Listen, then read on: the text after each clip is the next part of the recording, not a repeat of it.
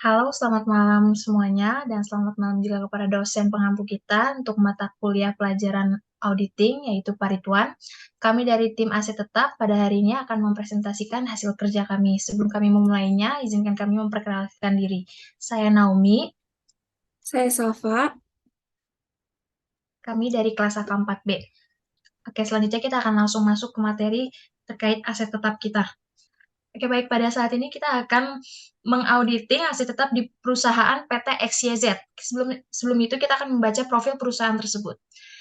PT XYZ merupakan distributor resmi Mitsubishi yang meliputi 3S, showroom, service, spare part, yang didirikan dengan tujuan melakukan usaha dalam bidang perdagangan, pengangkutan, darat, jasa sewa, dan pelayanan servis kendaraan dalam menunjang kebutuhan layanan after sale service untuk kendaraan Mitsubishi. Next. Nah, sebelum melakukan prosedur yang dijalankan dalam melakukan audit aset tetap, auditor terlebih dahulu menetapkan batas materialitas. Perhitungan pertama yang harus dilakukan adalah menghitung perencanaan tingkat materialitas. Total seluruh aset PT XYZ adalah 201 miliar 903 juta 167.474 rupiah.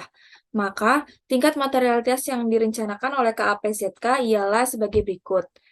Perhitungannya yaitu 1% dikali total aset tingkat materialitis. 1% dikali 201 miliar 903 juta 167.474 rupiah. Jadinya hasilnya 2 miliar 19 juta 31.674 rupiah. Jadi, tingkat materialitas yang dipakai yaitu sebesar 2 miliar 19 juta 31.674 rupiah atau biasa disebut plan materiality. Jika ditemukan salah saji lebih dari batas materialitas, hal tersebut akan mempengaruhi pengambilan keputusan oleh KAPZK terkait laporan keuangan PT XYZ.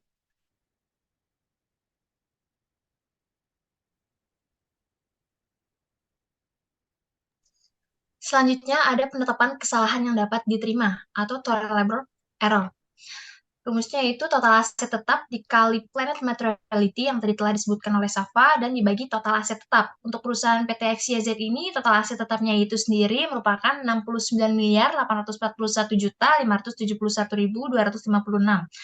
Itu dikali dari total planet materiality-nya tadi sebesar 2 miliar 19 juta 31 rupiah dan sekian. Setelah itu baru dibagi oleh total total aset tetap perusahaan tersebut yang bernilai 201 miliar 903 juta 167.4.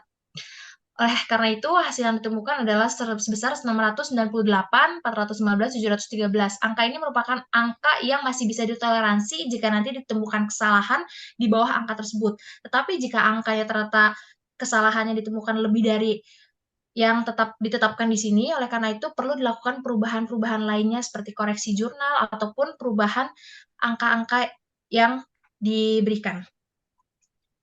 Next. Selanjutnya metode pelaksanaan yang digunakan untuk mengaudit PT XYZ yaitu yang pertama adalah metode pengumpulan data. Pengumpulan data, dokumen laporan keuangan, catatan auditor, kertas kerja pemeriksaan, dan draft laporan audit yang disusun oleh auditor KAPZK untuk PT XYZ.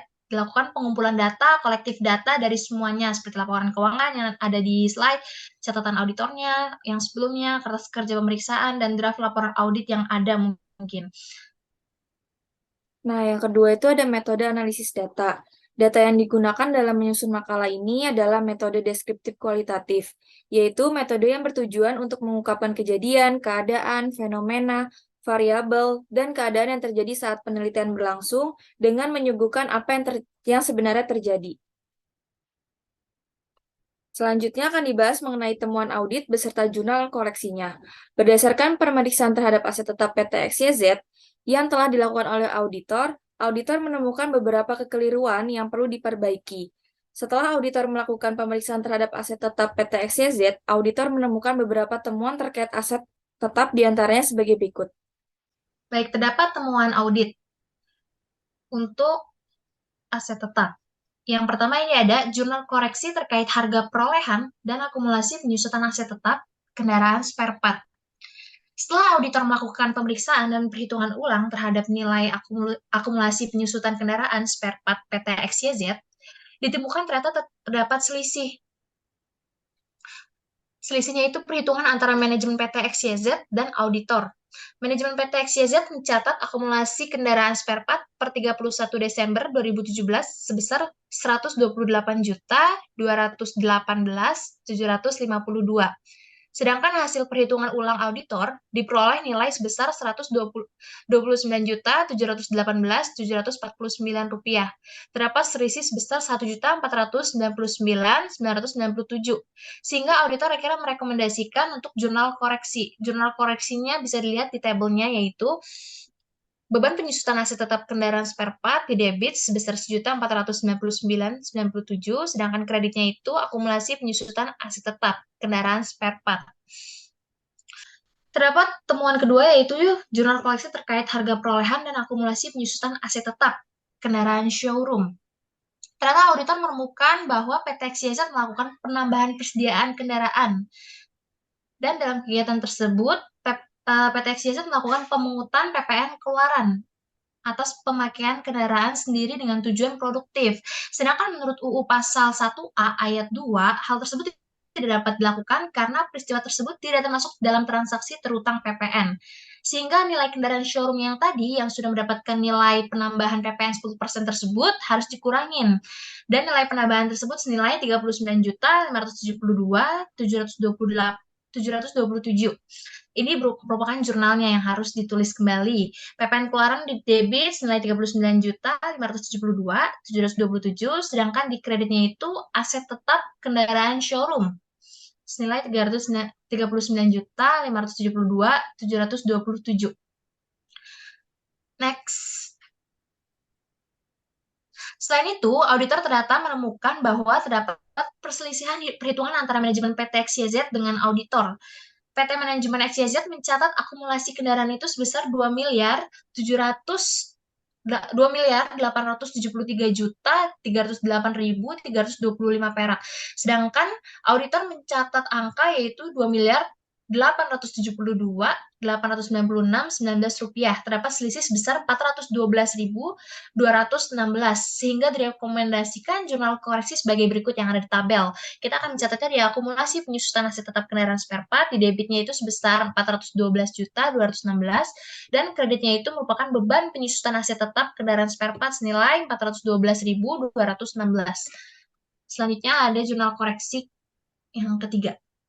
Nah, setelah melakukan pemeriksaan dan perhitungan ulang terhadap aset tetap kendaraan SGU PT XYZ, auditor menemukan beberapa temuan, di antaranya yang pertama, terdapat pemungutan PPN keluaran atas pemakaian sendiri untuk tujuan produktif seperti yang terjadi pada aset tetap kendaraan showroom sebesar Rp3.135.920.907. Jadi, jurnal koreksinya sebagai berikut.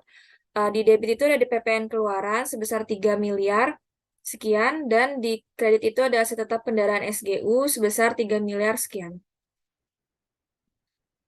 Lalu temuan audit berikutnya ada penambahan 20 unit Delica Tricon 2,5 liter sebagai kendaraan rental dengan tujuan pemakaian produktif. Dalam penambahan tersebut juga terdapat biaya-biaya yang diatribusikan dan transaksi tersebut belum dicatat. Jadi jurnal koreksinya sebagai berikut. Di debit ada aset tetap kendaraan SGU sebesar Rp5.669.900. Terus di persediaan ada di kredit Rp4.909.900. Lalu di kredit lagi ada utang beban yang diatribusikan sebesar Rp760 juta. Selanjutnya, auditor menemukan bahwa terdapat selisih di mana manajemen PT XYZ mencatat akumulasi kendaraan SGU per 31 Desember 2017 sebesar Rp29.449.928.440. Sedangkan hasil perhitungan ulang auditor diperoleh nilai sebesar Rp24.474.643.824. Jadi terdapat selisih sebesar Rp24.715.384.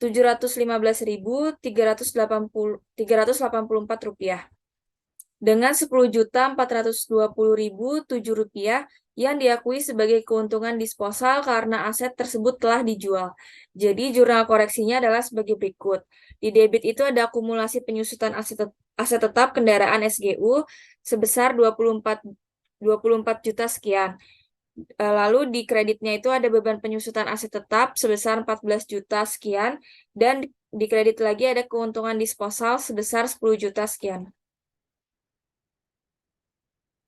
Jadi kesimpulannya itu berdasarkan hasil dan pembahasan tentang audit aset tetap PT XYZ oleh KAPZK untuk periode laporan keuangan per 31 Desember 2017 oleh KAPZK dapat ditarik beberapa kesimpulan, di antaranya auditor KAPZK menerapkan prosedur yang telah ditetapkan KAPZK terkait audit aset tetap. Namun, terdapat beberapa temuan yang diperoleh oleh auditor KAPZK dari aset tetap PT XYZ, antara lain, yang pertama, terdapat selisih antara manajemen PT XYZ dan auditor KAPZK dalam mencatat akumulasi kendaraan spare part. Yang kedua, PT XYZ melakukan pemungutan PPN keluaran atas pemakaian sendiri dengan tujuan produktif dan terdapat kelebihan pencatatan yang dilakukan oleh manajemen PT XYZ dalam mencatat akumulasi kendaraan showroom. Dan yang terakhir, terdapat beberapa temuan terkait aset tetap kendaraan SGU PT XYZ oleh auditor KAPZK, di antaranya terjadi pemungutan PPN keluaran atas pemakaian sendiri untuk tujuan produktif, terjadi penambahan persediaan kendaraan sebagai kendaraan rental dengan tujuan pemakaian produktif beserta biaya-biaya yang diatribusikan dan transaksi tersebut belum dicatat, serta manajemen PT XYZ kurang dalam mencatat akumulasi kendaraan SGU. Berdasarkan temuan tersebut, auditor KAPZK telah merekomendasikan 6 jurnal koreksi terkait temuannya saat melakukan audit terhadap aset tetap PT XYZ. Sekian presentasi dari kelompok kami tentang temuan bukti audit aset tetap PT XYZ oleh KAPZK untuk periode laporan keuangan per 31 Desember 2017.